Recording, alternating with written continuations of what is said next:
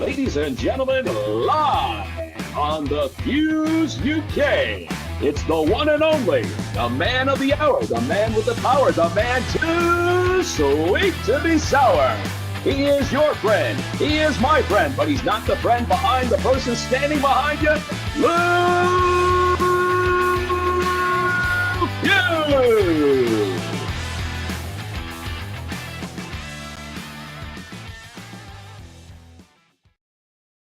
Yes, people, what's happening? Nice one for coming back to the Fuse UK. It's much appreciated as always. Just want to give a big shout out to my sponsor before I open the show up, which is RSD Recoveries and Transportation. Big up, Rick Doherty. Much appreciate your support, bro. But we've got another special guest on the show tonight, doing well in the BKFC light heavyweight division. An impressive win over a very, very skillful boxer and fighter in Nathan Owens. It's none other than Conor Cooke. What's happening, brother? What's happening, my friend? You all good? Yeah, I'm good, mate. Are you all right? Yeah. I'm doing well. I'm doing good. Yeah. Are you still on the show? Still on the high, still celebrating, still enjoying myself. But yeah, all good. Enjoyed it. Been nice. Good man. I was going to say, mate, we'll start this talking about the preparation, leading up to BKFC 55, because there was a bit of a time out, wasn't there? Yeah, to be honest, fighting for 25 years, and that was the worst comp I've ever had. I was a bit sick. I'm still not feeling my best. I was very sick on the day of the fight. I haven't told anybody, to be honest. I had to go and get bloods taken to the hospital multiple times. I've had heart scans. I just wasn't getting out of bed. I just wasn't moving, and I didn't want to pull out of the fight. I've never pulled out of a fight in my life, and I wasn't training. I wasn't trained at all, and it's very unprofessional of me. But it just wasn't there for me. I don't really know what's going on. I've got low iron. They told me I have low iron in my blood, and I have to go back down to the doctors this week for another chat to see what's going on. But definitely the worst camp in my life, and I'll have to make sure it never happens again. But I still showed up and I still got the job done. That's the main thing. But there's not a big lot to say in the preparation. Like other than that, I was training, but I was doing bits and pieces, but nowhere near the level I should have been. Basically sort of like your energy levels and that. Energy levels was just a bit depressed, kicking in. I wasn't getting out of bed. I didn't know what was happening with me. And then I went and seen a doctor multiple times, and they done tests on me, like I say, and I just wasn't feeling it. I wasn't sleeping sometimes, and I was sleeping too much, sleeping for 2 days steady, and things like that. And I was eating shit because I just wasn't feeling the vibes. Human body's a weird thing sometimes. Just sometimes it works, sometimes it doesn't. And out of all the years I've fought and trained, that was the first time it's happened to me. Hopefully it's the last. So I'll get this fixed with the doctors this week, hopefully, and get taking medication and stuff and do what I need to do to get me back to where it should be in the gym every single day, twice a day. But here, still showed up.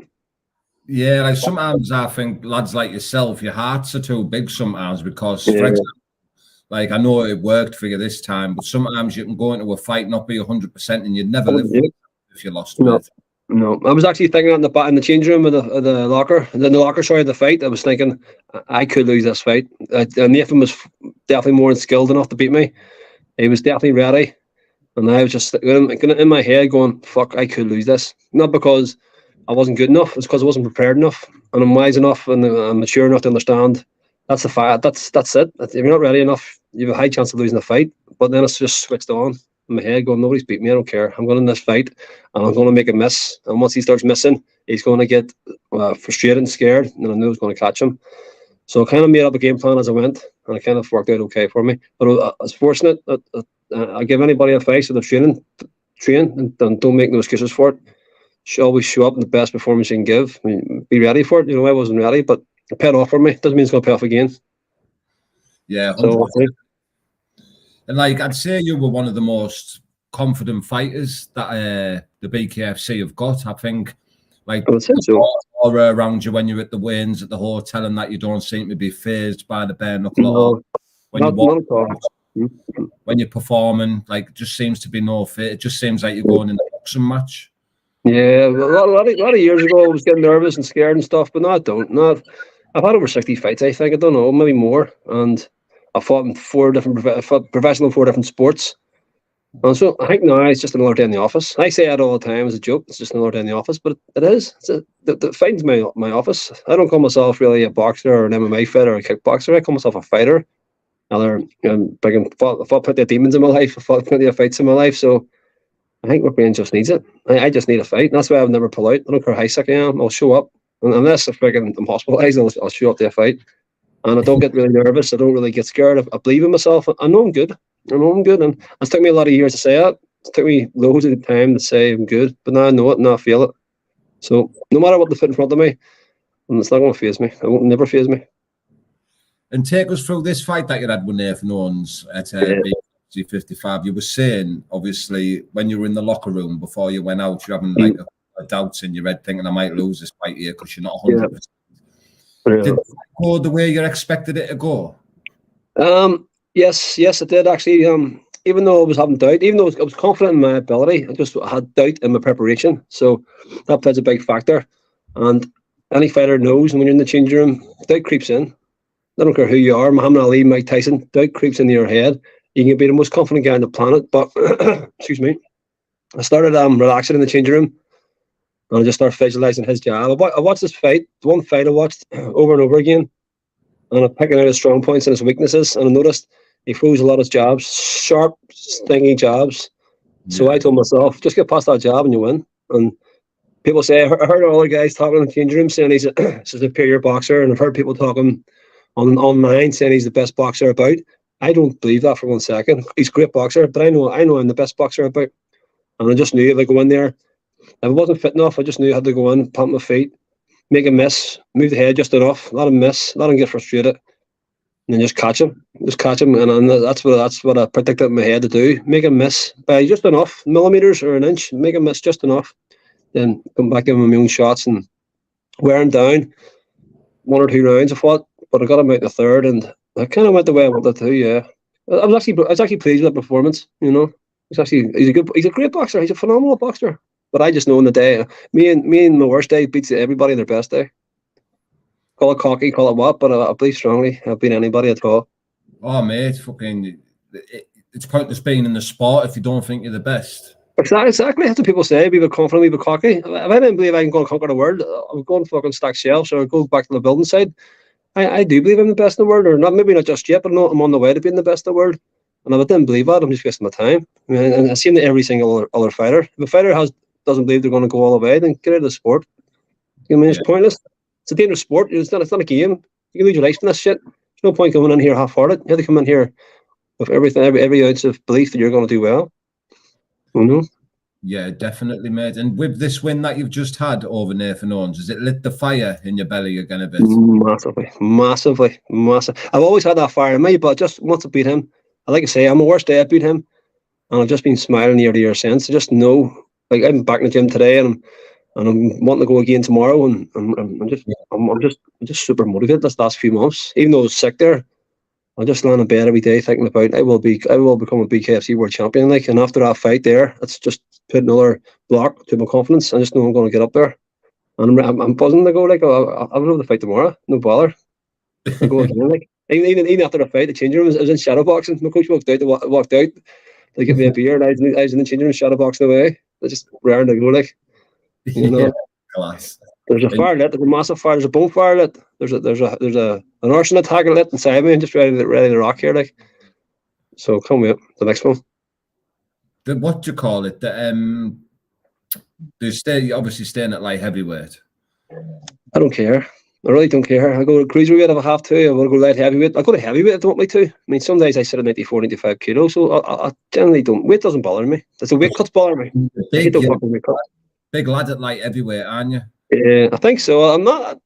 I thought Nathan was bigger on me until we got into the ring, and don't get me wrong. Then we had the Robbie as well, cruiserweight, who was massive compared to me. So just sometimes you fight guys bigger, sometimes you fight some smaller. You know, I don't mind. Even in boxing, I was fighting guys 4 or 5 stone heavier on me. I don't mind the weight. I'll stick a light heavyweight if I get a title shot, or else if the money is good, I'll do it. But I don't want to keep doing them weight cuts just for the sake of fighting. You know, I'm comfortable cruiserweight, but I like heavyweight. I like light heavyweight, and I will go back down if it's right. If it makes sense, then I'm all in. 36 now. It's not as easy to cut the weight. They had a brutal weight cut there as well. So we'll play it by ear. We'll see what the next bit of contact says when I hear from Andy or hear from my promotion or my management group. So we'll see what happens. There must be, when you're going to bed on a night, there must be that name in the back of your head, though. You must be thinking someone who's on the target. Not in a disrespectful way. Yeah. I've been asked this a lot recently. I don't call out people. I love and respect every single fighter. I know how dangerous it is. I know what the work they put in. So you get them guys calling people out every day, every week to call somebody out. I'll never call anybody out. That's not my job. My job is to show up and fight. But if you're a champion, you've got a belt, then you're on my radar, you know. I would love to crack at Danny Christie before he retires, and I respect that man so much. I think he's a great fighter. I think he's a great person. If he's still about when I'm going for a title, and if he wins it, then this dance. If it's somebody else, this dance. There is no target in my head other than the belt, and whoever owns that belt, it becomes my automatic target.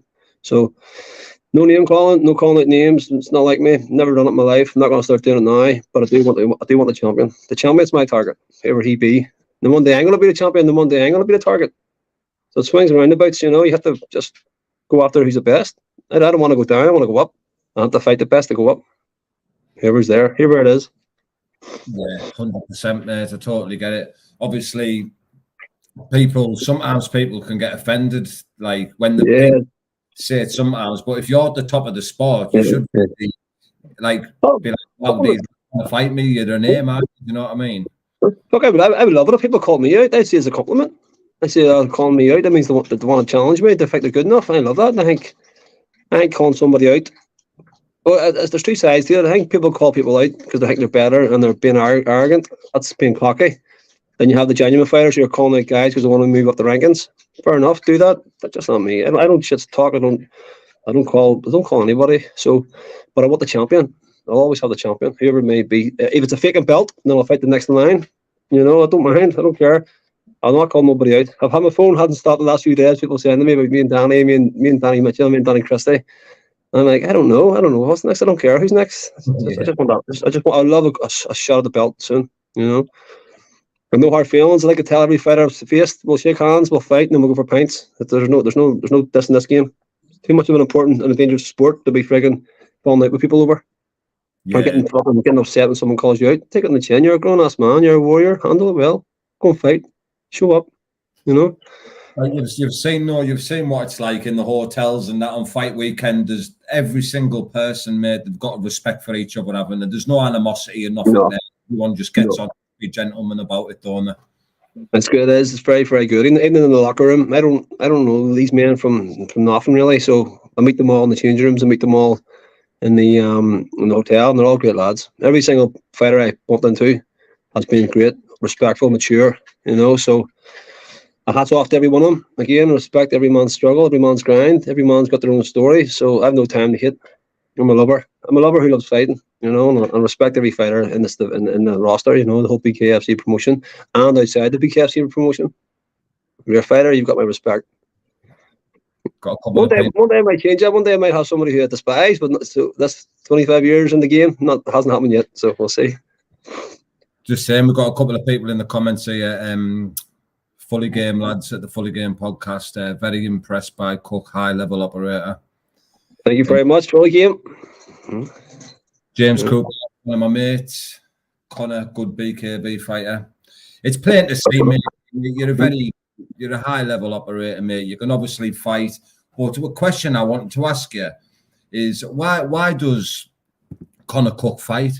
Is it literally for the dream of being a champion, or is it the money? Is it the mentality of waking up, being in a training routine? It's not really something I thought about before, but I come from a town and a country that is very messed up. I've been fighting my whole life, sectarian riots, fights. I've been sliced open. I've had the house shot. I've had a lot of trouble in my life. I've had a lot of fights growing up as a kid. I grew up in a state where I wasn't welcome. I've had police escort home from school. I could go on and on and on. I could write a book about it one day. But I've always had chaos around me since I was a child. I've always had some sort of violence, but I've never been a bad person, I don't believe, and I've never caused any trouble like that. But I've been involved with it all, and I just think I've continued that kind of area, continued on through my life. I kind of just something I need, I think. I stopped fighting there about 2 years ago, and it was one of the worst 2 years of my life during COVID. and my head was gone, I was depressed, and I wasn't functioning right. And then I got back into the bare knuckle, and I haven't been happier, you know. So I don't think there's a real reason why I fight, other than the fact that I'm a fighter. I'm a warrior, and I'll always say that. And I'll fight until I'm not able to. I don't have a retirement date, a time or a year. And there's money in it right now isn't the greatest, but one day I want to change that. I do want to fight. I do want to retire from everything I'm doing outside fighting, just focus on fighting full time, and hopefully make enough money to look after my son and my family, you know. But right now that's not happening. But I'm hoping to change that. It's up to me to change that. I'll just keep working on fighting and just find a reason. The reason right now is just to become successful. But money isn't the goal right now, because I'm not making much money at it. But I think I love the fight. I just love it. And anybody, there's a lot of guys out there who understand what I mean by it. There's doesn't have to be a real pinpoint reason why. Just a fact, because it's in us. Just maybe come from a line of that bloodline or something down the years. I don't know what it is. And we're Irish. We all love fighting, like, so. Just one of them things, I think, you know. Just take day by day and just fight who's in front of us. Whether it be out in the ring, or else it be a mental thing, or it'll be in life. Just show up and fight. Get out of bed and fight. You know. But here we are. Still fighting after all these years. Like some of the lads, like for example, Aggie Falconer, like it's sort of like sometimes I think it's sort of an adrenaline thing as well, like, cause it'll be do the bare knuckle fighting and then he'll go and climb a fucking pylon. You know what I mean? Some of the sharks. Yeah, like it's like sort of like an adrenaline buzz as well, isn't it? Like as the fight is there, more drug like it. 100%. I think bare knuckle, over every sport I've done, bare knuckle is the most adrenaline sport of it all. You know, it is a scary place to be. It is, again, no matter how much confident I am, I don't really get much nerves anymore.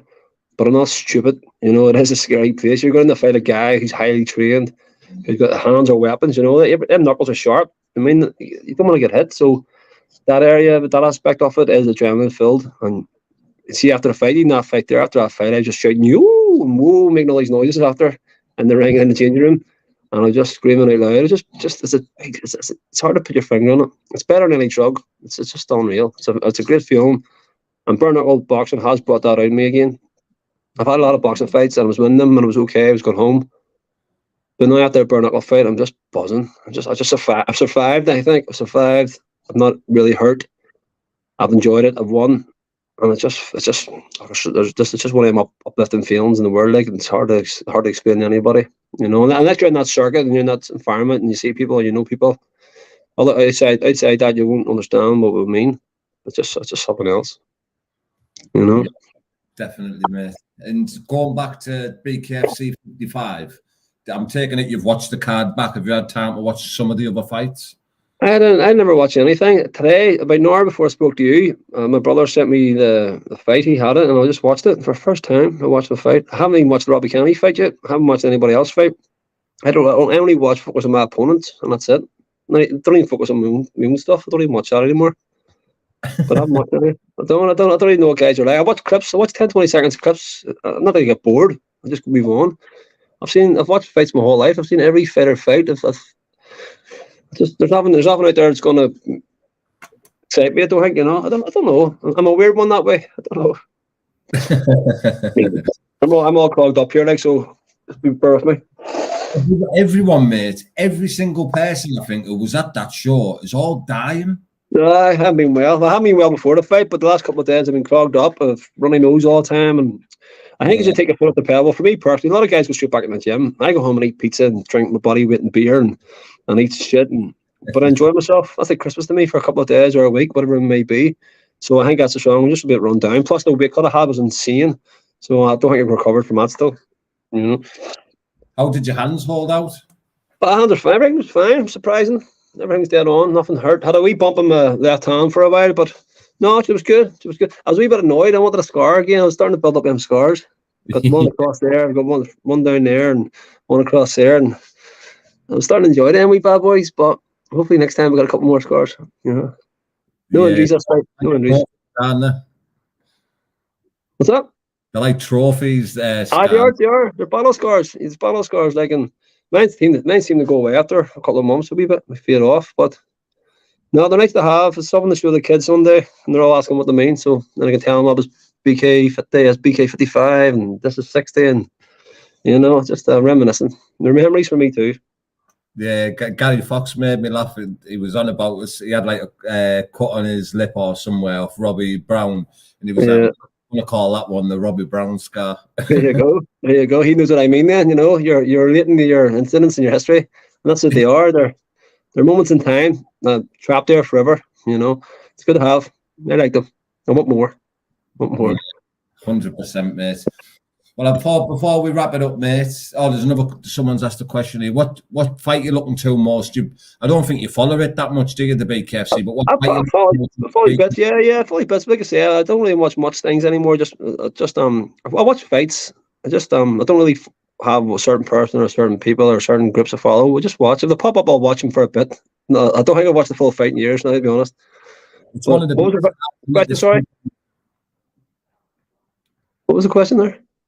It's about the fight this weekend. It's the biggest card in it. Mike Perry, big Mick fighting for the world title.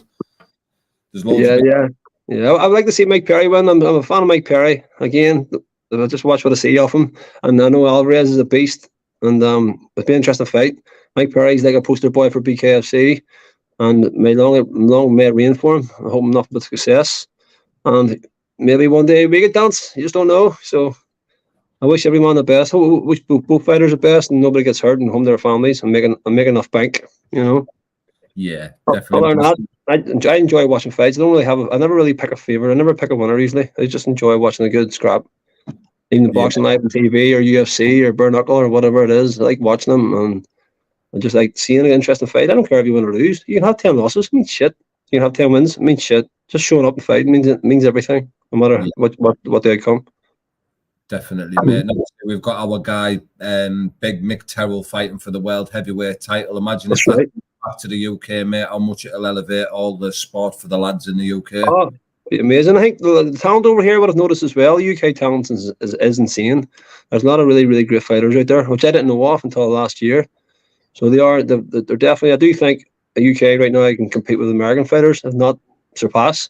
And I'm just hoping one day I bring enough attention to my own country that we do get enough boys from Ireland over, north and south, on the show. Because there's a lot of good fighters over here too, but they're not really getting the recognition just yet. But I'm hoping to hopefully help push that next year and get UK and Ireland team picked up or something, and get a UK versus Ireland card, or UK and Ireland versus America. That'll be interesting. Something along those lines.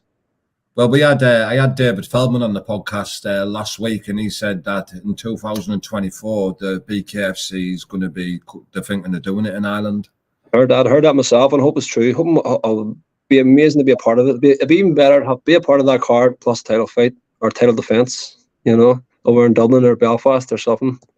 But let's bring it over. I'd love to see it in home country. Be nice. Because it originates from, doesn't it, really? The Irish, the fight. Fighting any man, there's the old saying, the fighting Irish, we'll drink and we'll fight, and that's two of the good things we're good at for going back hundreds of years, back to the days of the clans. We're a fighting nation, we always have been. I come from a town with a lot of fighters in it. A lot of fighters. It's insane, my wee town, Antrim town. But let's bring it to Ireland next year. It'll be amazing.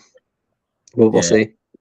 Definitely would, mate. And kept you on for a while here, mate. But is there anything else that you want to share with us, Conor, before we wrap it up, pal? I would just really love the BKFC to really give me a title shot next year. I do think I've earned it. I fought two tough guys. They haven't given me anybody easy, and I've handled them both. And I have a lifetime of experience behind me. I'm a professional boxer, undefeated, unlicensed boxer, undefeated, and I've won world titles in kickboxing. I've MMA Irish champion.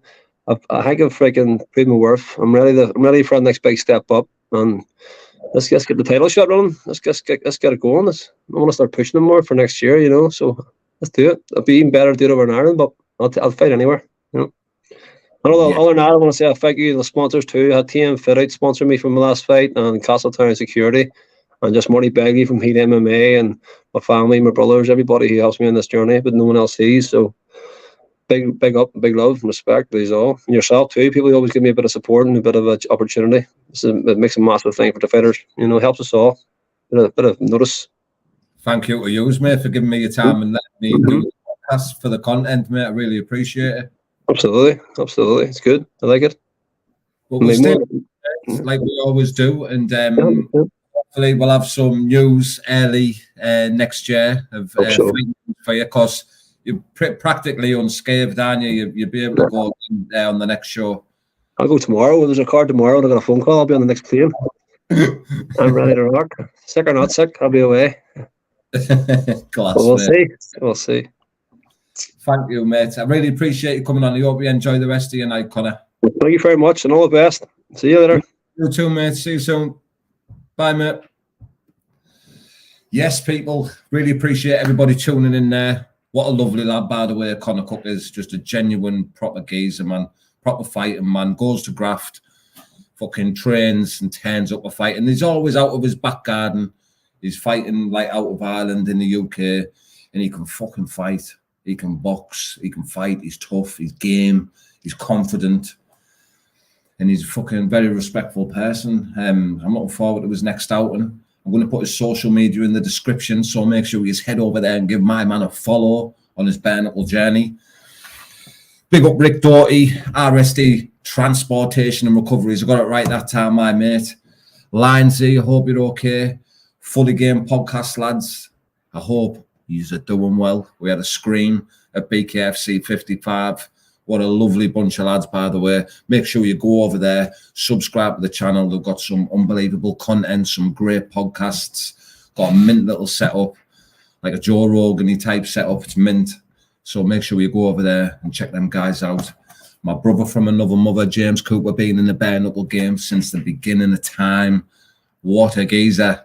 There he is there. Look at him. Big up Coops. Recently just married as well. And he got married abroad, but then obviously he's come home and invited all his pals to the after party thing that he's doing in the UK. And obviously it landed on the night of BKFC 55, so I couldn't go. So I was devoted for that. But I hope you had a great night, brother, you and the missus, and congratulations again on getting married, mate. Hope everybody enjoyed the podcast. Enjoy the rest of your evening. And I'm going to have a big bowl of Frosties now. See you in a bit.